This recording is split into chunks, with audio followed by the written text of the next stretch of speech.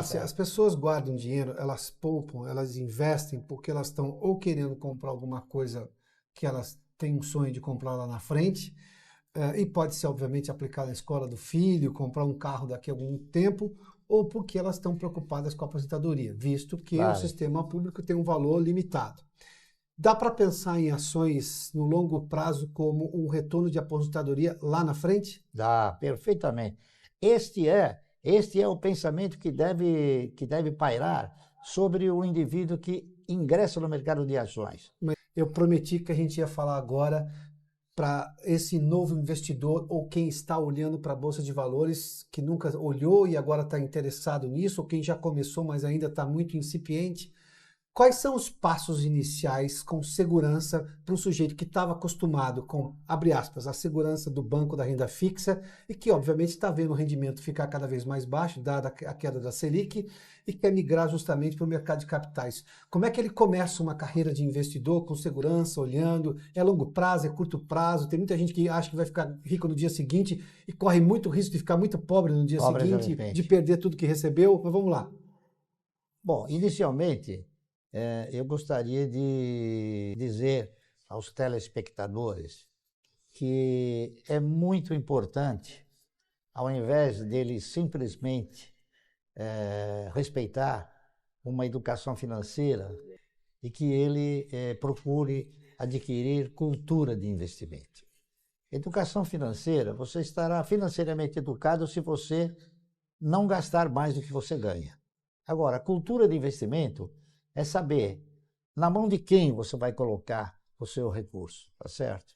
Então, é importante que você, ao tentar ou optar por direcionar seus recursos no mercado de valores, a primeira coisa que você tem que fazer é eleger qual é o seu perfil, ou qual será o seu perfil e qual é a sua expectativa no mercado. Por exemplo, você vai querer fazer uma carteira de renda mensal, que foi apelidada aí pelo mercado de carteira de previdência, como eu faço. Você vai querer especular, você vai querer entrar em derivativos. Então, cada um desses elementos que você eventualmente eleger, a primeira coisa que você vai ter que fazer é isso. É você ver na mão de quem você está depositando os seus recursos. E quais são os riscos que você vai assumir ao direcionar esses recursos. Bom, já dá para entender. Se ele quiser ser especulador, o risco é muito alto. Muito alto. E exige uma especialização e conhecimento muito grande. Exatamente. Eu ia agora dizer exatamente isso. Se ele quiser especular, ele tem que procurar um profissional que é especializado em especular. Porque o profissional que é especializado em comprar e vender assim, momentaneamente, ele tem mais opções de aplicação, não é isso? E outra, ele vai sempre direcionar os recursos para uma gama pequena de papéis, que são os papéis que têm o quê? Maior índice de liquidez. Assim como, vou dar exemplo, Petrobras, Banco do Brasil, Vale do Rio Doce, alguns bancos, como o Bradesco, como o Itaú, como a Itaúsa, como a Usiminas, entendeu? Esses papéis que têm um movimento de compra e venda muito mais acelerado, e nesses papéis é que ele vai, então, ser induzido e seduzido a especular. Por quê? Porque se ele for pegar papéis de investimento, ele não vai ter condições de especular. Então, alguém vai ter que direcioná-los para esse sentido. Eu diria o seguinte, com certeza ele vai perder. Ao longo do tempo ele vai perder. Porque só há uma trajetória no mercado que possibilita você obter resultados satisfatórios. É você investir no longo prazo e você sentimentalizar a parceria com aquilo que você investe. Com o papel daquela empresa, por exemplo. O papel daquela empresa. Eu até recomendo o seguinte, não se considere um acionista minoritário. Considere-se um pequeno dono.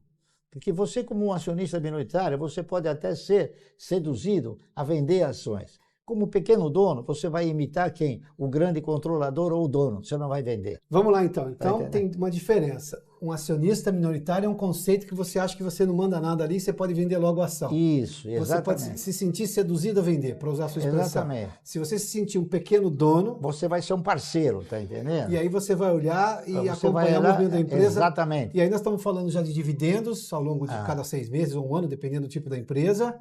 E lá na frente, se aquele papel subir bastante, aí você pode vender, é isso? Que daí eu diria o seguinte... Eu diria que, mesmo às vezes, um papel evoluindo no seu preço, você tem que examinar o quê? Se ele evoluiu também na distribuição de dividendos. Então, se houve compatibilidade nas duas caminhadas, ou seja, se ele evoluiu na cotação e se ele evoluiu também na distribuição de resultados. Mas isso é uma conta simples? Subiu 20% o preço de uma ação? É simples, é só o dividendo precisa ser 20% maior? Não, também? Não precisa ser 20% maior. Ele pode ter o quê? Ele pode ser compatível, tá entendendo?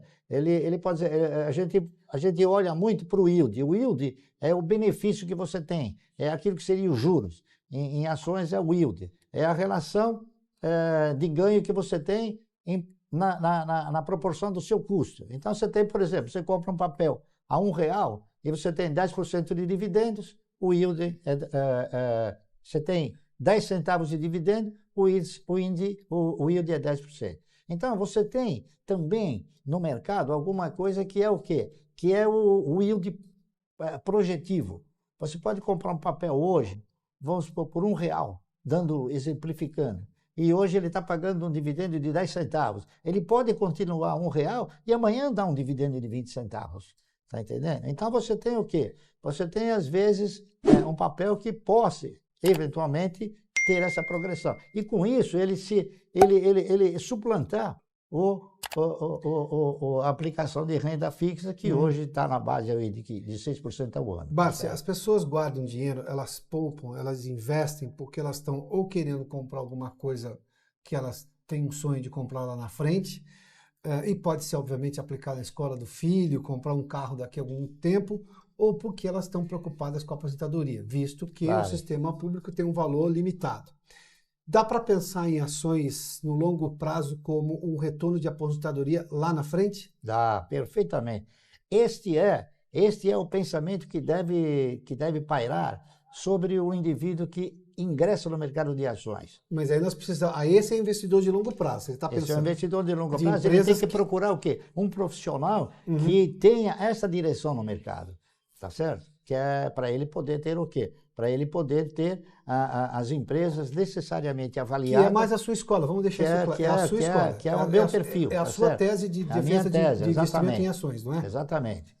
É uma tese que ela se consagrou, tá certo? E eu até lamento profundamente, em 1972, 73, quando eu fiz um ensaio e cheguei na conclusão que a Previdência não tinha condições de se manter.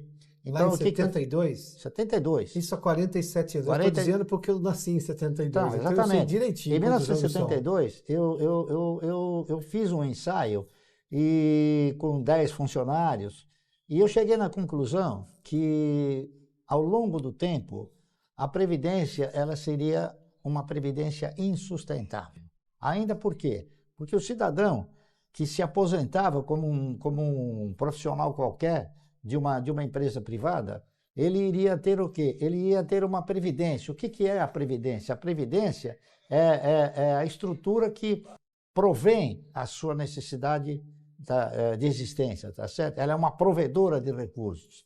E eu verifiquei que naquela ocasião já, o cidadão que se aposentava como funcionário público, ele não se aposentava. Ele ganhava, ele continuava ganhando seu salário. Então eu cheguei numa conclusão, que a Previdência, naquela etapa, ela já ostentava duas posições. A posição de Previdência e a posição de empregador. Tá certo? Sim, claro. Então, eu tentei fazer o seguinte. Eu tentei criar uma Previdência sustentável. Tá certo? E essa Previdência sustentável, eu consegui vislumbrá-la através do quê? Através de copiar os grandes controladores, tá certo? Que eles sempre teriam, através da participação nos lucros, através das ações, eles sempre teriam uma renda mensal. Uma renda mensal e, muitas vezes, né, progressiva, tá certo?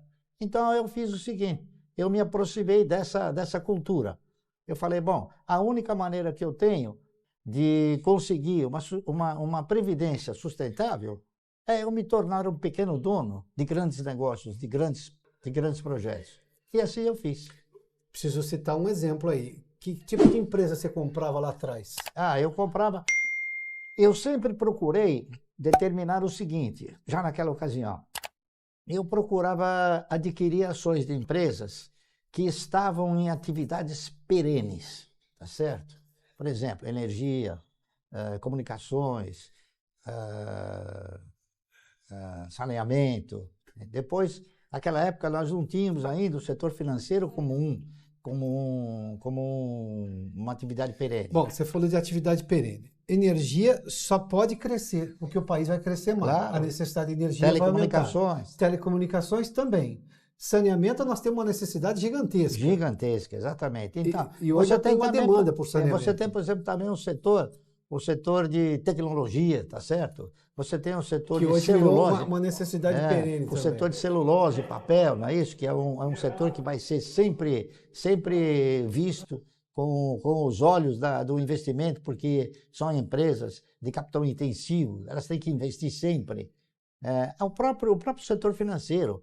Há 30 anos atrás, em 1972, você deixava o seu dinheiro no banco e ainda no final do ano o banco fazia uma média ponderada e te dava um pequeno juro pelo fato de você ter deixado o dinheiro lá. Hoje não. Hoje você paga por ter a conta no banco. Então acabou se tornando o quê? Uma reserva de mercado. E um setor que é perene, tá certo? Sim, claro. Então, além dessa perenidade, você tem que enxergar o seguinte, a sustentabilidade, não é isso? Que não adianta você ter setores perenes e as empresas não serem perenes no setor. Então você tem que buscá-las, tá certo? Então, dentro dos setores, você tem que examinar quais são as melhores. E é o que eu procuro fazer, é o que eu faço desde 1972.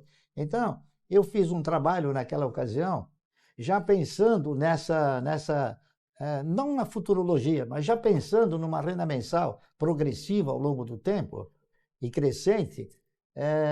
Eu falei, bom, se eu estou fazendo isso, eu estou acreditando que as ações vão acreditar no meu futuro. Então eu fiz um trabalho exatamente que se chamou Ações Garantem o Futuro. E foi um trabalho inédito, porque esse trabalho propunha o cidadão comprar 1.000 ações por mês durante 30 anos.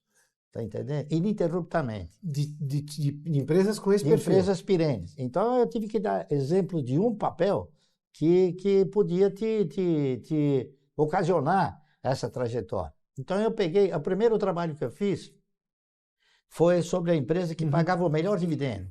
Ela chamava-se Anderson Clayton. Tá. Então o trabalho que foi feito chamava-se Ação e Alimento, duas bases de desenvolvimento. Mas eu fiz esse trabalho e encaminhei para o doutor Falavina, né? E ele falou para mim, me chamou e falou, Bárcio, olha, eu vou dizer um negócio para vocês, esse trabalho seu é maravilhoso, é isso, nos Estados Unidos que a gente vê é isso, mas eu vou te dar uma informação que você não sabe. Esse trabalho não vai poder prosperar neste papel. Falei, por quê? Ele falou para mim, você sabe quem são os controladores da Anderson Clayton? Falei, não, são duas velhinhas de 80 anos. E eu não sei até quando elas vão resistir para não vender o papel. Aí eu fiz um outro, né? Passei para o segundo papel mais interessante, que foi a CESP. Né? Na época ela se chamava Centrais Elétricas de São Paulo. Hoje chama Companhia Energética de São Paulo. Perfeito. E aí, ao invés de ações de alimento, eu fiz Ação Garante o Futuro.